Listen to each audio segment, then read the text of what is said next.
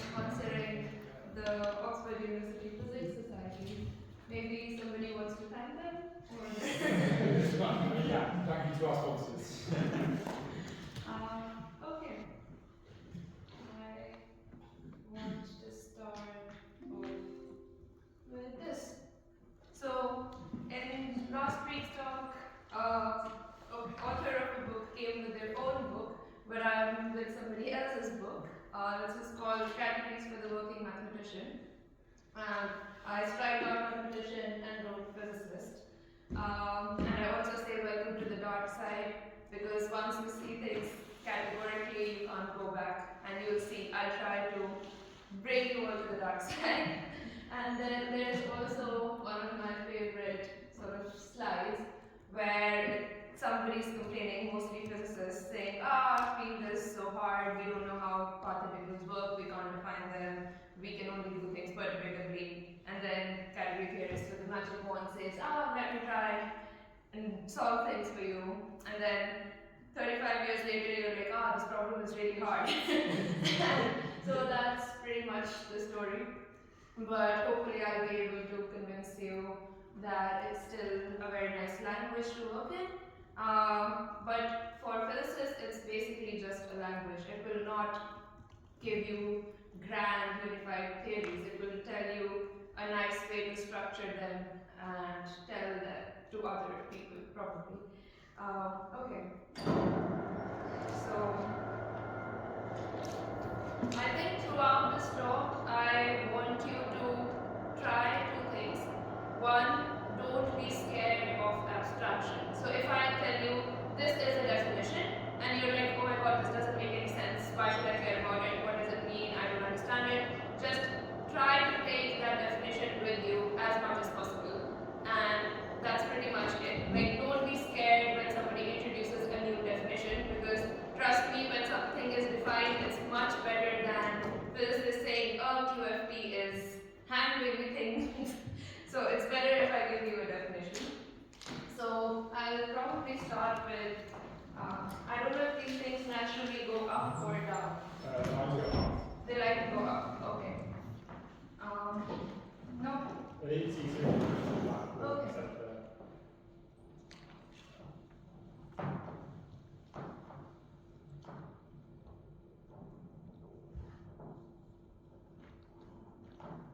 Do people have any idea of what a category is?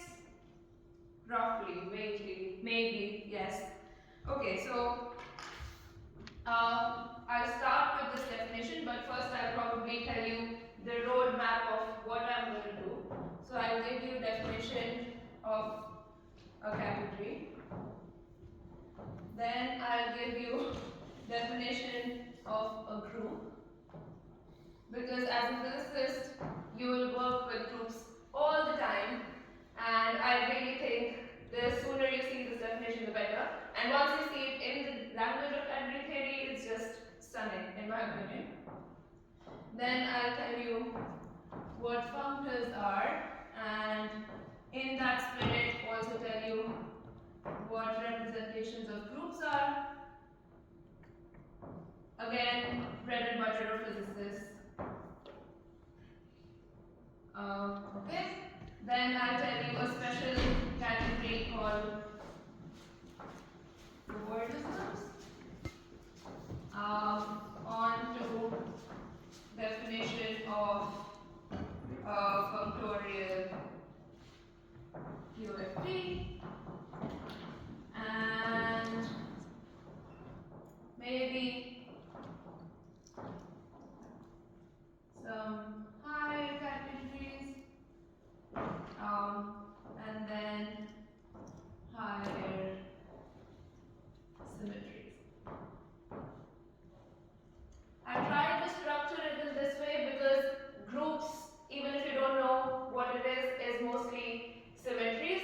So we will see what a group is, and we'll also see what higher symmetries are and why they're best expressed in this language.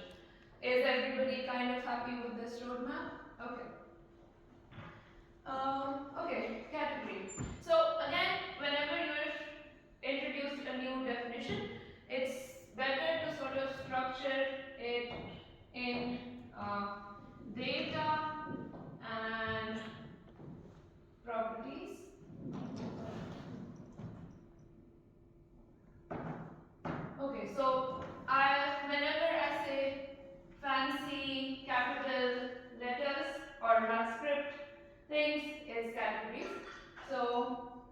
piece of data 1, a collection of objects.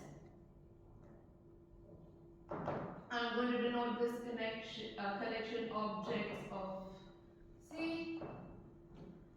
Okay. For any two objects, let's say A and B, in objects of C, a set of morphisms. So again, words that you don't understand, these are just abstract arrows, a set of morphisms denoted home. So this is just notation. So name of the category in the subscript, home is just saying we're talking about morphisms, comes from homomorphisms from A to B. So this is a set. So for any two objects, you have a set which sort of captures abstractly arrows from A to B. Then a unique morphism identity sub A in home C A for every A in objects of C. So for every object of C, you have a unique element in this set, which is the identity. And finally, you have this function called composition.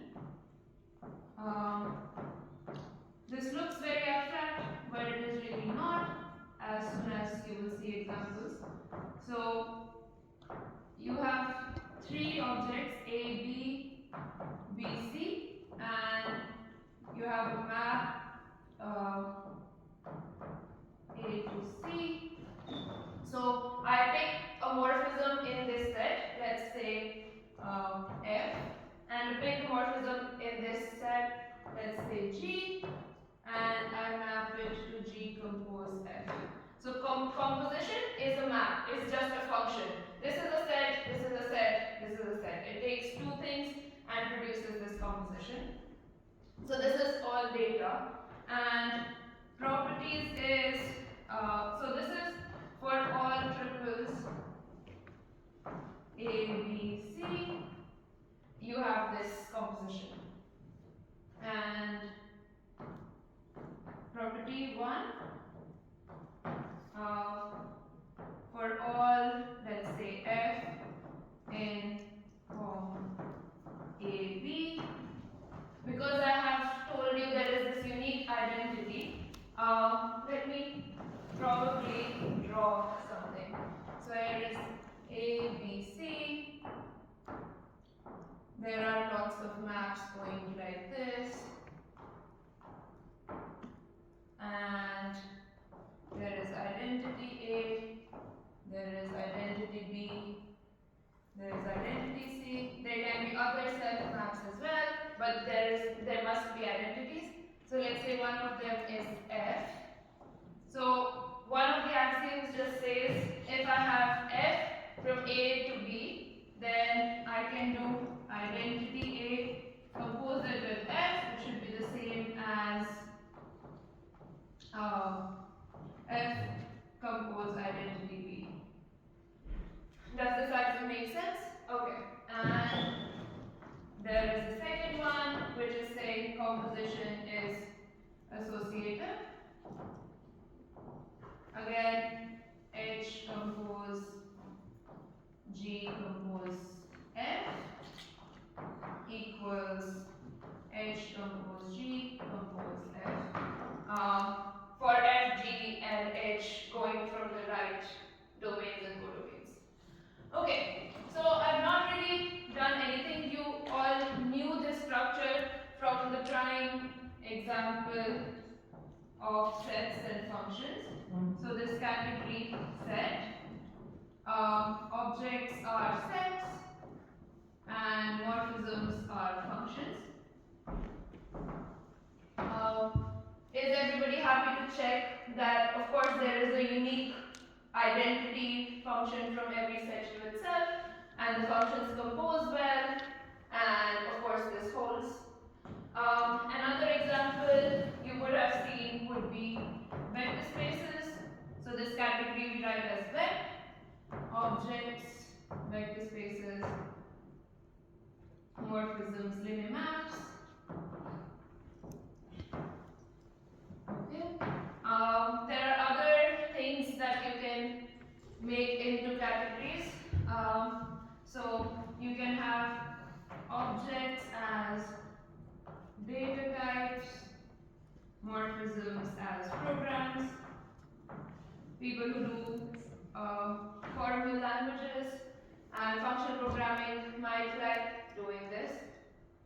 Or there can be Hilbert spaces for those who know what Hilbert spaces are. These are vector spaces within inner product. So Hilbert spaces that again bounded linear maps.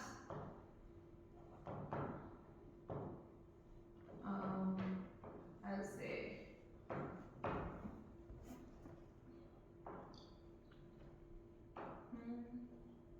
okay. Okay, there is another nice one which is just points of a space and paths. So objects are points and morphisms are paths. So if you have an abstract space, I am not specifying what kind, could be a manifold, could be a topological space. When I need to define those things, I might. But for now, you can just think of these as points in the space, or a city, or a network, and these are just paths. And of course, they compose well, and of course, the stay at your own place and don't move is the constant path of the identity map. How many of, yeah, question? I was wondering whether you could use the color white more often because the red is not very good. Oh, of course, of course, of course. Thanks. And also, please don't just raise your hand, please say, because I might not look at you. Just shout. Okay. Do you find it scary? Not scary? Scary. Okay, whenever you find it scary, just think don't want to just think of sets, you want to think of sets and functions. And you will see a very good reason to do so. Okay, before that, I will, okay, no red. Green? Green is good. Okay, so I want to define isomorphism. So, in a category C,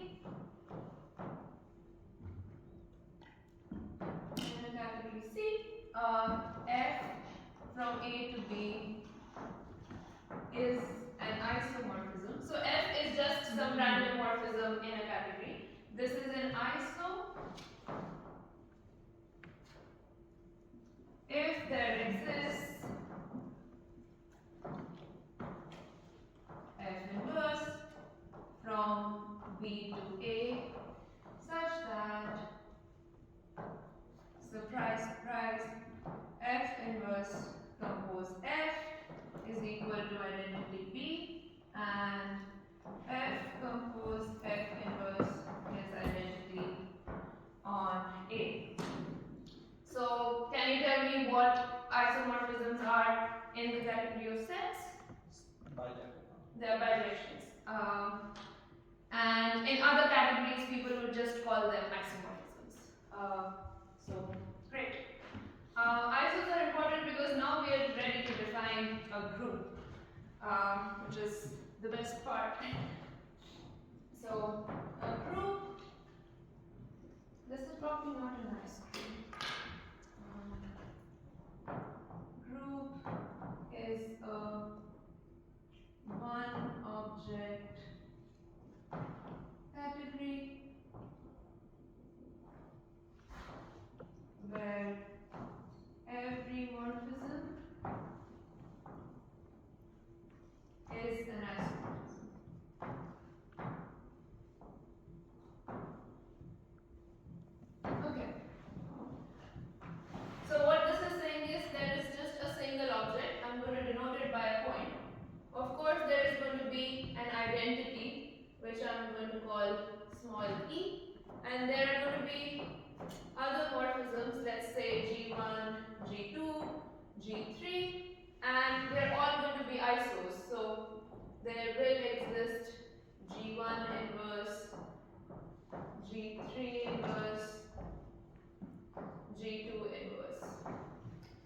something like this.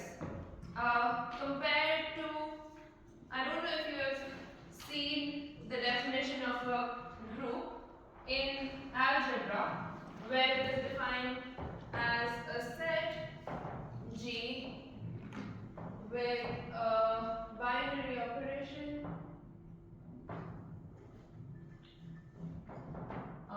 dot.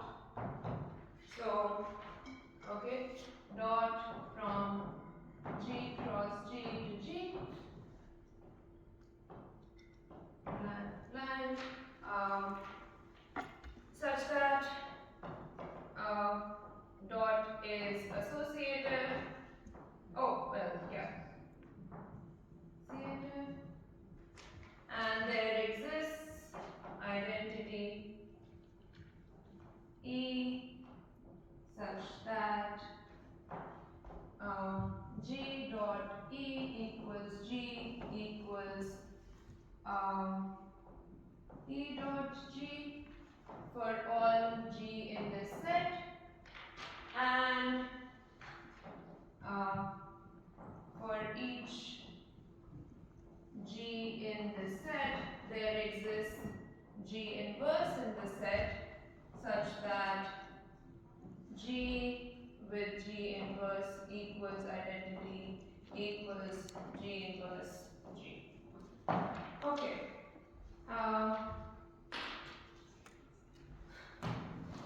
I don't know what are your aesthetic choices, but I prefer that definition over this definition. But you can essentially see that a category is a more general structure of which a very special case is a group. So group was saying take just one object and have only those morphisms which are isomorphisms. But a category is a lot richer than this structure, which is probably hinting towards our fact why physicists have started realizing that symmetries are not just groups but categories. Okay. Is everybody happy with group? Okay. There are lots of groups that you will see in your physics life. I'm just going to list some of them. So just because the sooner you see them, the less scary they will be. So GLN is like n cross n real matrices. Let's see. Do I want to? Yeah. So n cross n invertible real matrices. There is SLN if I make these matrices to have determinant 1. There is ON, which is like matrices, n cross n matrices where A inverse is of the form A transpose. There is SON, again, when you want these to be determinant 1. And there is UN, which is also going to appear lots of times, which is when A inverse is equal to A conjugate transpose. So those are complex. So maybe I'll write it here. UN. So these are complex n cross n matrices such that A inverse equals A bar transpose. Can somebody tell me what U1 is? So this is just one complex number such that Z inverse is equal to Z conjugate. So no more complex numbers? Yeah, so it's things that lie on the set. Okay, so this is again groups that physicists care about a lot. Okay, I have already done 2 steps of my grand scheme of things. Maybe I should hurry. So, functor. Is orange okay? No. I mean, white is always better. White is the best. I don't like white. Well,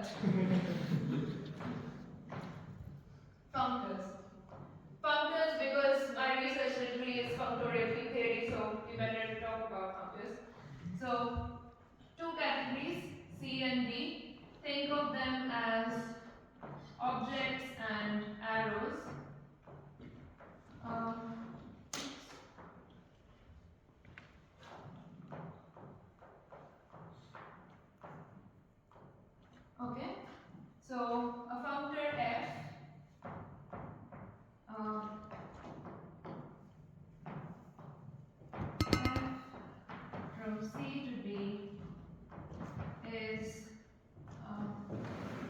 the data. So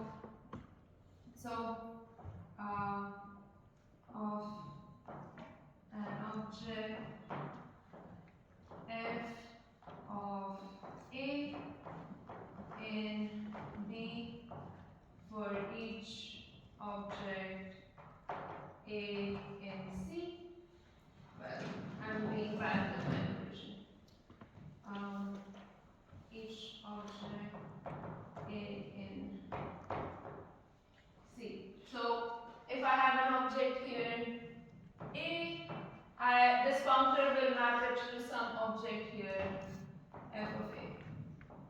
And so for every object in C. Okay, and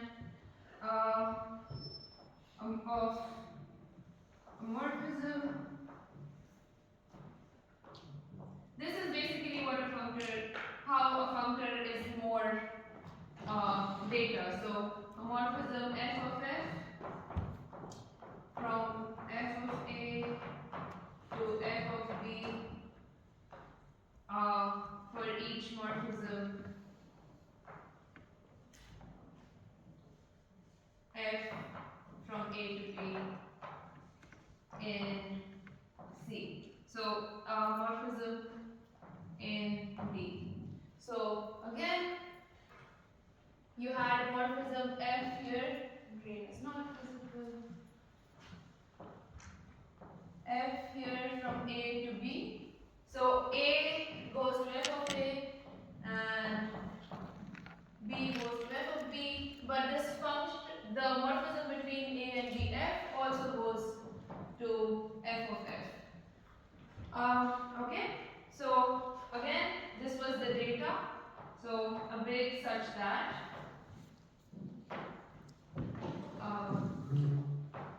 important f of identity of any object has to go to identity of the corresponding object for all objects in C. And finally, the most important one, which is called functoriality.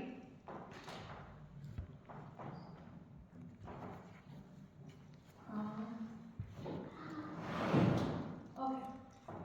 So if I have a composite f and g from A to B to C, and I apply a big F on this, I have f of A, f of B, f of C, and I have capital F of small f, capital F of small g.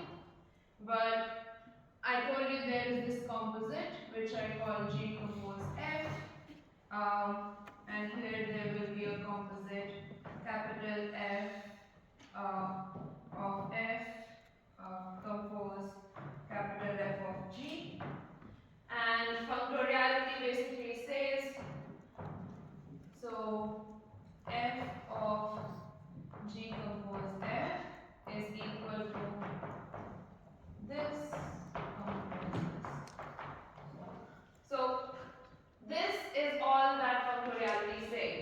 Functoriality says that whenever you apply a functor on the composite, it is the functor applied on each of them and then composed.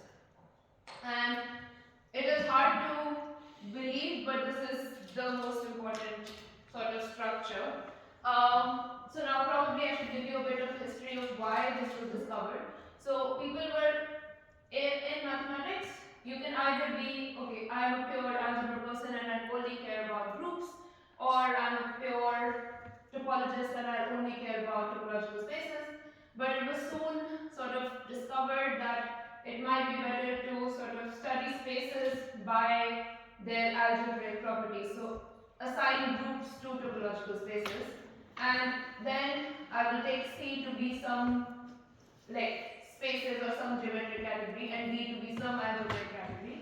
And then functoriality says that you not only assign like a topological space a group, but you also assign a map between spaces a map of groups. That's essentially what it is.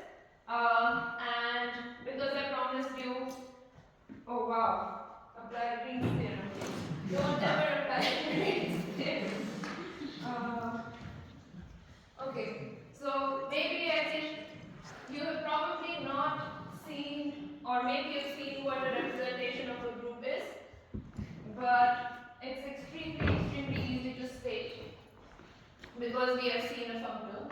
So if given a group G, the category that I described above is called BG.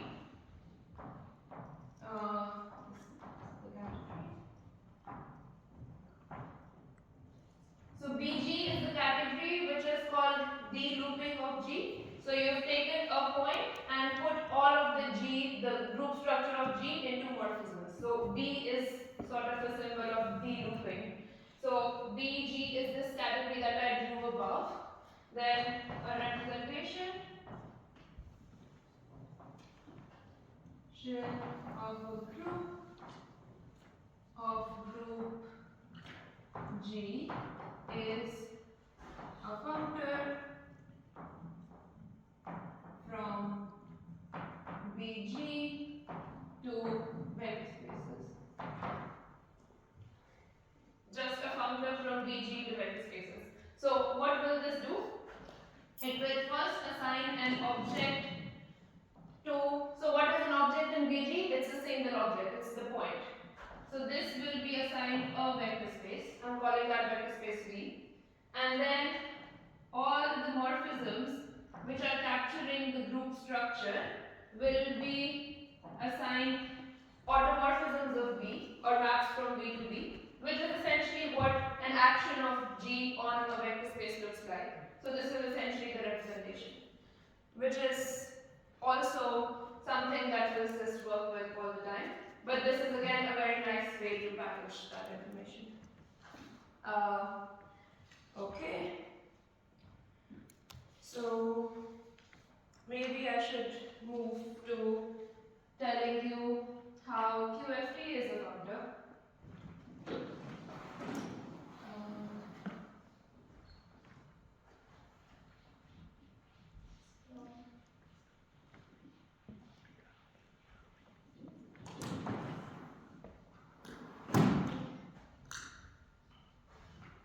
So I will probably tell you something about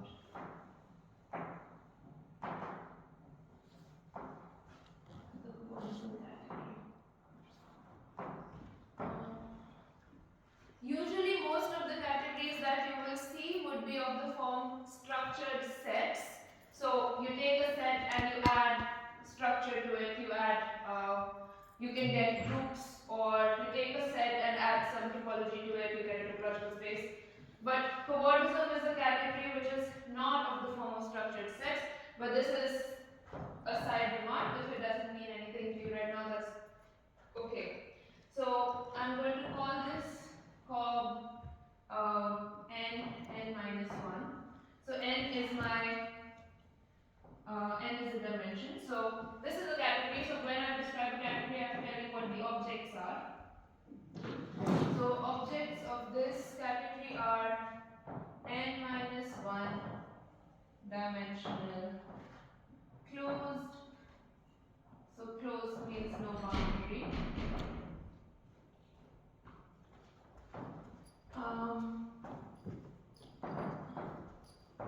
I feel slightly bad for using math terms like manifolds without showing you the exact definitions, but physicists do this all the time, so not really.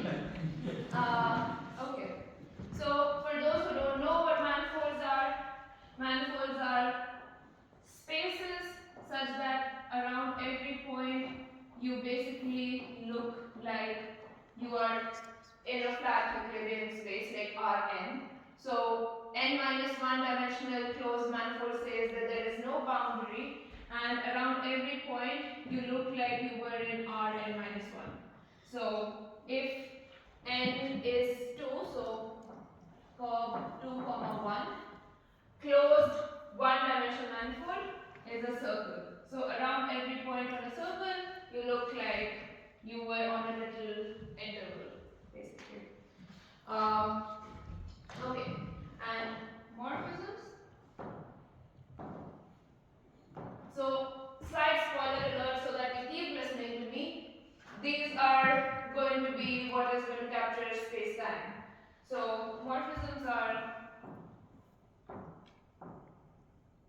cobordisms.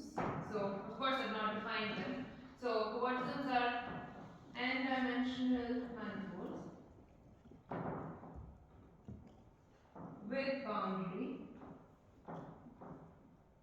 Boundary can be empty, but when I say with boundary, it means it can have non-empty boundary. And whenever I mean a manifold with a boundary, that just means that on the boundary it looks like 1/2 of Rn. So if we are in 2 dimensions, it would look like half of R2, like the upper half plane or something. So it really is a boundary, like a hemisphere, for example. Okay, so n-dimensional manifold with boundary, which is a disjoint union of incoming and outgoing.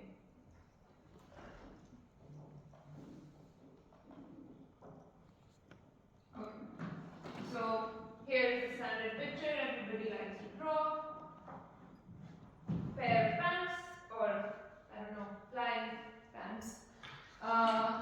So it has 3 boundary circles. So I would have drawn this as a sphere with 3 holes.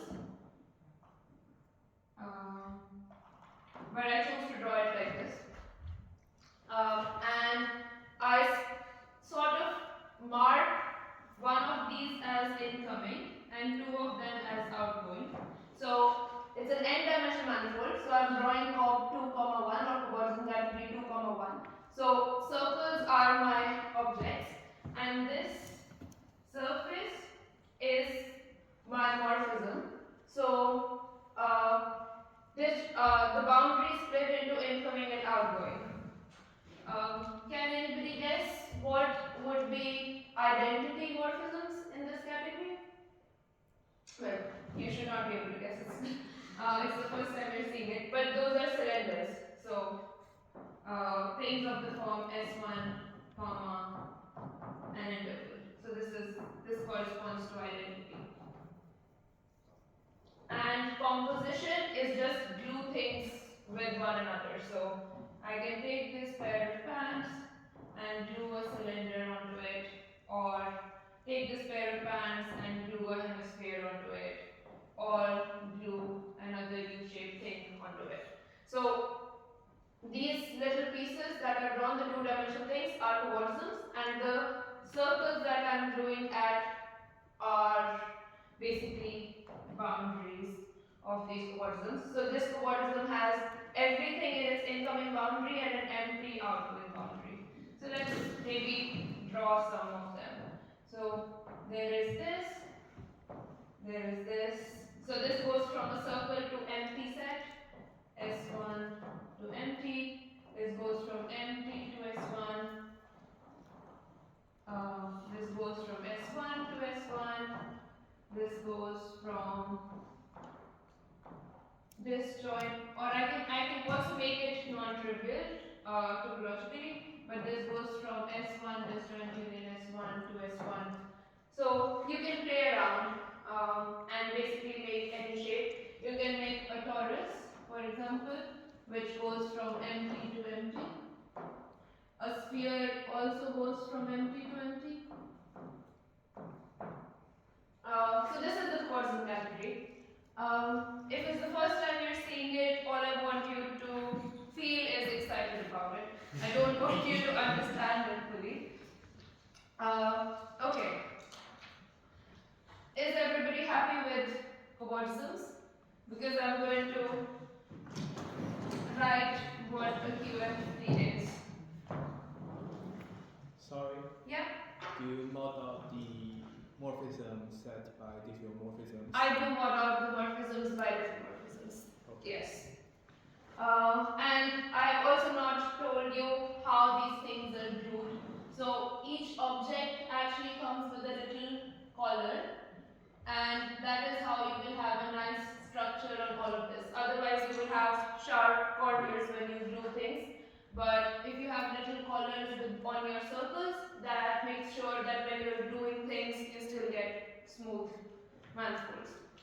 There are lots of details. That's why I said I'm not defining it very rigorously.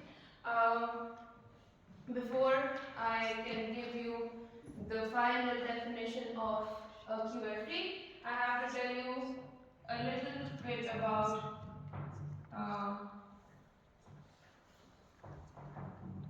monoidal structures.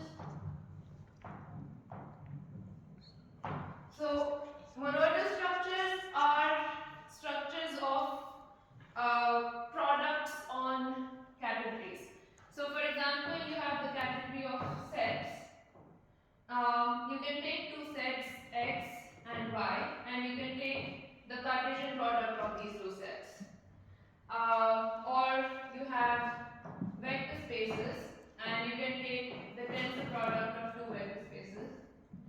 So, monoidal structure, there is not a unique monoidal structure on a category, but monoidal structure is monoidal structure on a category is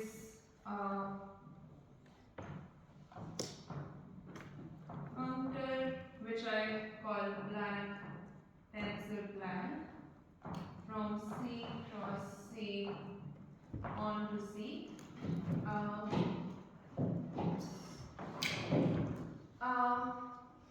C cross C, yeah, and a special object, not visible, object identity on C. This is called the unit.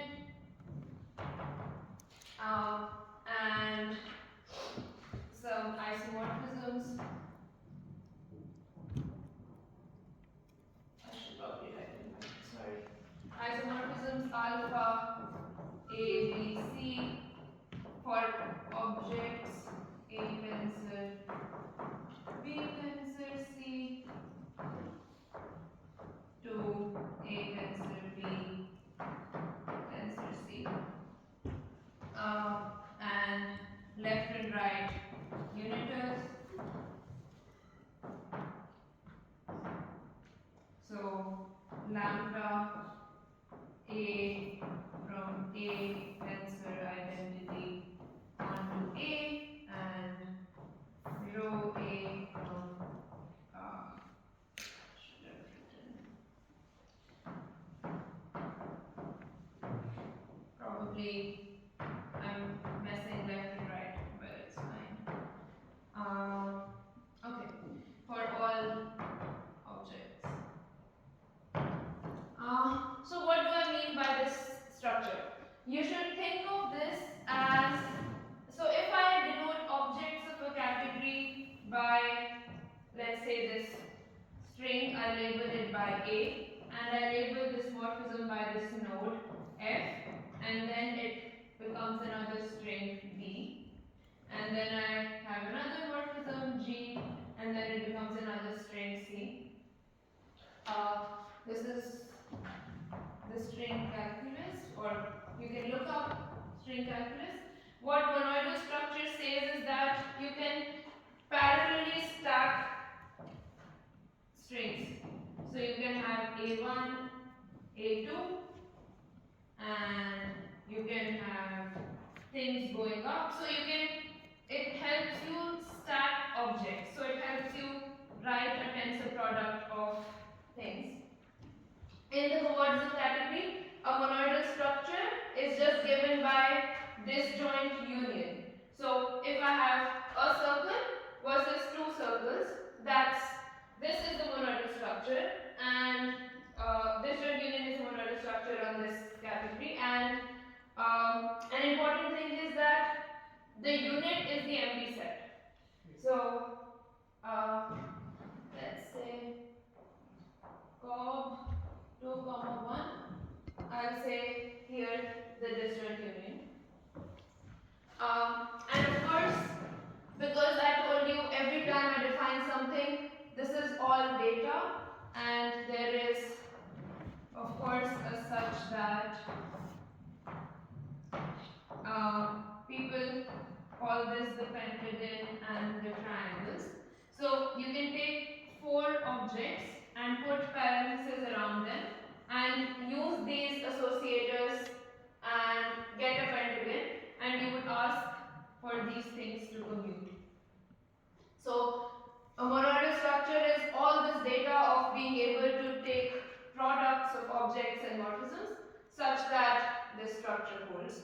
And this holds for Cartesian product of sets and tensor product of vector spaces for, yeah, if you care about that.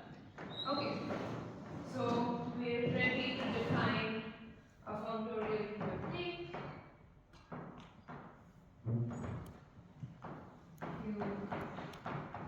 So this definition is due to Athea and Siegel and Witten. Graham is, by the way, still around in Oxford. You might see him in maths department sometimes. So Graham wrote a paper in 89, Athea in 88, and Witten is credited for discussions and maybe some ideas. But these are 2 papers that explicitly say this. So a functorial QFT is symmetric. I've not told you what symmetric is, but it's not hard to guess. Monoidal functor from Cobb. So n-dimensional of dimension n. From Cobb n minus 1 onto vec. Nice and sweet definition. First time a definition of a monofield theory was given. Although there were axiomatizations before, but nothing was as neat as this. And how does this relate to what physicists call path integrals, partition functions? So I have n minus 1 dimensional manifolds, and I have n dimensional, I'll start calling them spacetime. And suppose I have, and let's say this is assigned to vector space V, and empty set in Cobb is assigned the trivial vector space, which is just complex numbers, C. So if I have a closed n-dimensional spacetime, let's say this torus, this is a quadrism from empty set to empty set. So this is going to be assigned a function or a linear map from C to C. And a linear map from C to C is fully determined by what this map assigns to 1 in this, let's say, it assigns 1 in this C to some complex number Z in this C. And this Z is what physicists call partition function. Okay, so I think what I want to say is that this is just a definition. For example, we defined a group. That doesn't give us examples of groups. For examples of groups, you still have to find symmetries and construct examples. So this definition is a working definition for which we have very few examples, because if you were to give me a functor like this, that would essentially mean that you can non-perturbatively evaluate the path integral for any manifold of dimension n, which is what physicists cannot do. So path integral is this like crazy bizarre integral over the space of fields. This thing is, and this S here is the action. And this d phi is a measure on the space of fields.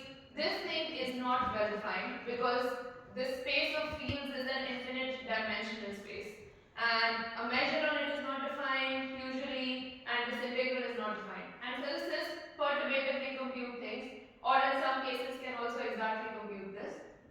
But what this definition is doing is actually abstracting out what are some of the key properties of this path integral black box, and that is captured by this definition of a functor. And to construct examples of such functors would essentially mean that you know how to solve these path integrals for those theories. And for now, we only know very few examples like free fermion or free boson or some theories like the Liouville CFE, for which you can actually construct this functor. That is to say, you can actually give this map for any space-time. But why is this an important thing? Because you can take this to be the definition of your QFT.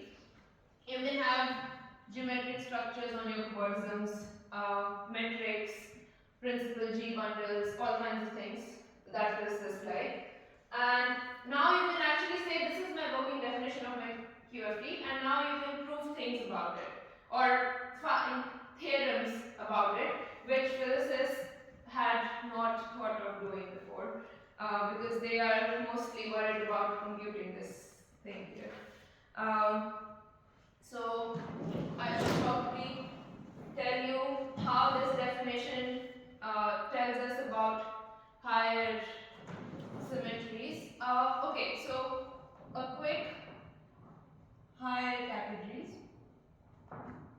So I told you to think of these n manifold as space slices, and think of the cubism as space-time. So think of this direction as time, and this as one space slice, and this is other space slice, and then you are sort of evolving. But well, Einstein told us, or other people also thought of it, that time should not be special. So I should not think of this particular direction as time and sort of only talk about functoriality when I'm slicing in this direction. I should be able to chop up things in arbitrary directions. So I will be able to. So higher categorical structure arises when you're saying that I will also care about spacetimes that look like this. Things that now have points. So boundaries that now are allowed to have corners or little patches like this.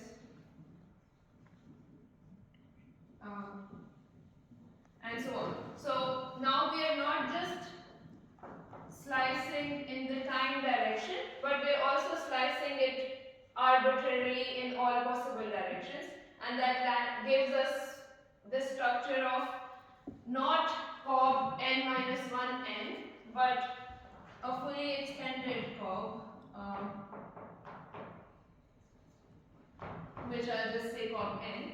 So objects are points, just points like this. One morphisms are one manifolds. So things like this or like this. And two morphisms are two manifolds between two one manifolds or star-shaped things like this, and so on till you reach your n-dimensional space-time. And after that, you will start taking diffeomorphisms. So from 0 to n, you take everything, and from pieces like this, you can actually build any space-time. So you can take anything that is given to you and chop it up so that you get this structure. And a fully extended thing would then be a functor from not that cob, not from circles and pairs of bands, but a fully extended cob to some higher structure. So I told you to think of categories as objects and morphisms. And so one morphism is this thing F, but now I have morphisms between morphisms, which I denote as this, and you can have two of them and then have more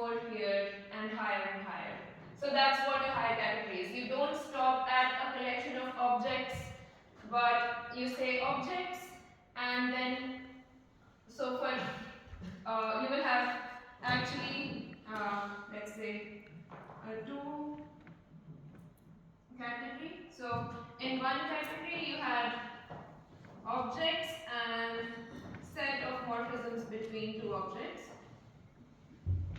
So, and in two category you have objects and a category of morphisms between two objects. And you can then do it iteratively and so on. This is not the best way to do it. Again, this becomes a combinatorial nightmare, but that's the idea, that you allow for maps, and so on. And finally, okay.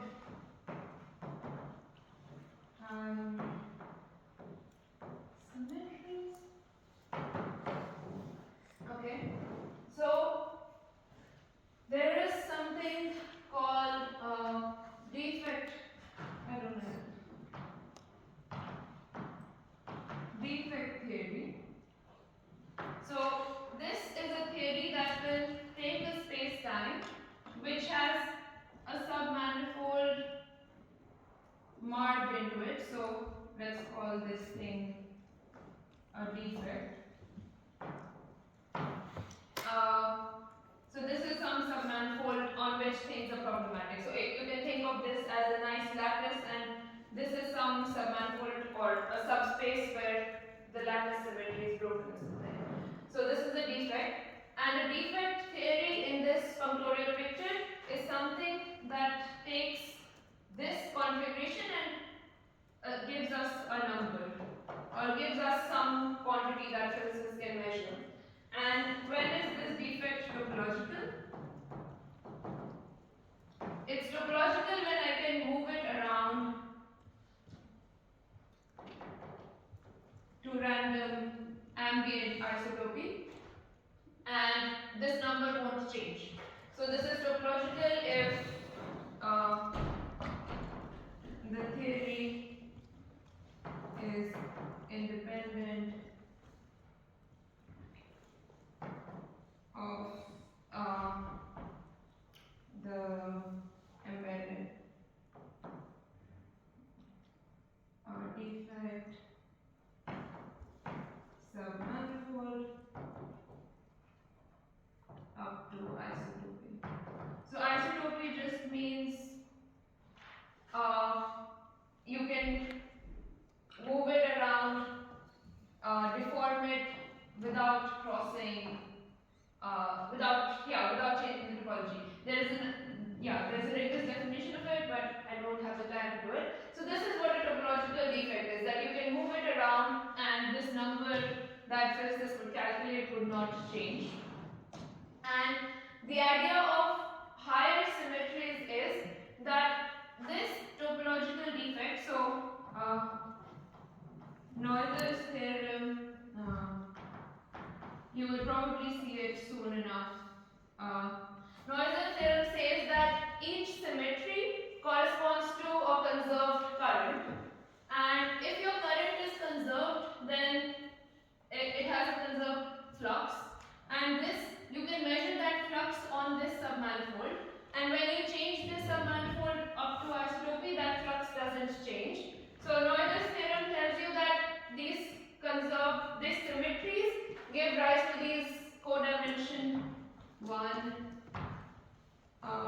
defects. So codimension 1 just means if your ambient dimension is n, then this defect is dimension n-1. But now physicists have started looking at things which have higher defects. So this is codimension 1, and this is codimension 2, and so on. So maybe I should draw a 3-dimensional picture. So this is a bulk, and there is a topological surface defect here, which is this pink thing.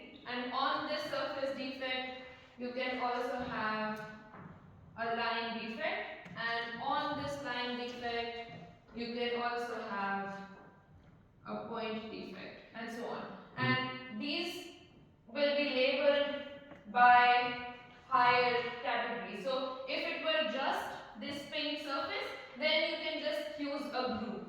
But if you want to capture all of this structure of higher and higher codimension defects, then you will need a category. And the idea is that topological defects correspond to symmetries or higher symmetries. And this is a very active field of research now.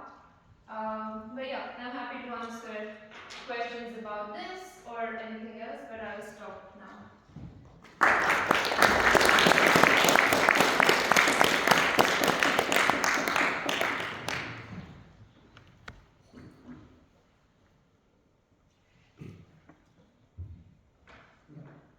So I'd like to thank Nivedita for the talk, and if anyone has any questions, please go ahead.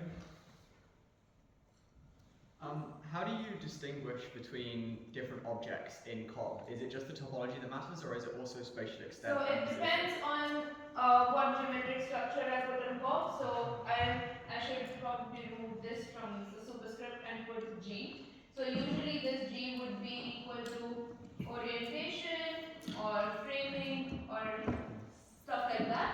So in that, they're up to, so mostly these are topological or dimension structures. So it will really just matter on, just the topology. So up to, this will only have a circle in COB 1, 2.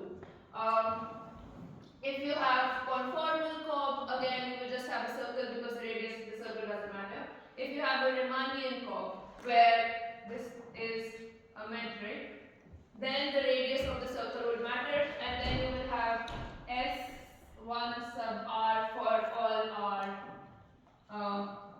in R greater than 0, and then you will have these objects. So depending on what geometric structure you want to put on these manifolds, that distinguishes objects or Any other questions? Yeah. So what's the exact physical kind of physical object do those morphisms in the COB represent? Are they spacetimes or? They are the spacetime. Yeah. So COB 1, 2 would correspond to 1 plus 1 dimensional QFTs or PQFTs. So one space and one time. So the morphisms here are just space times, and these yellow slices are space slices. And what you are essentially saying is that the path integral, so what you are essentially saying is that time evolution is local. So it doesn't matter if I evolved from here to, this job doesn't work. It doesn't matter if I evolved from this circle to this circle, and then this circle to these two circles, and so on. What it says is that I could have composed it like this, and then two cylinders, versus just writing this pair of maps. So the functoriality of this is captured, like writing that as COB as a functor from COB to vec is saying that it doesn't matter where you slice and compose.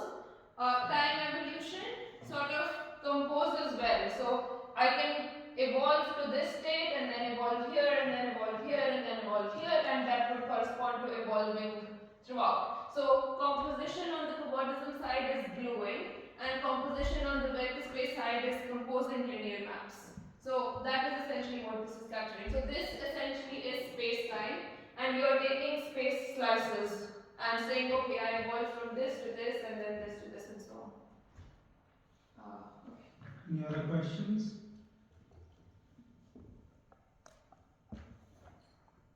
I probably would like to remark that you will soon be given maybe in your second year or third year lots of groups and representations and computations to do, and I would probably encourage you to like actually see a definition before starting to like compute big matrix multiplications. So of Lie algebras, Lie groups, just look at the definitions, even if the course doesn't mention so, because it might be enlightening for you before you like jump in and do ugly, tedious multiplications of things.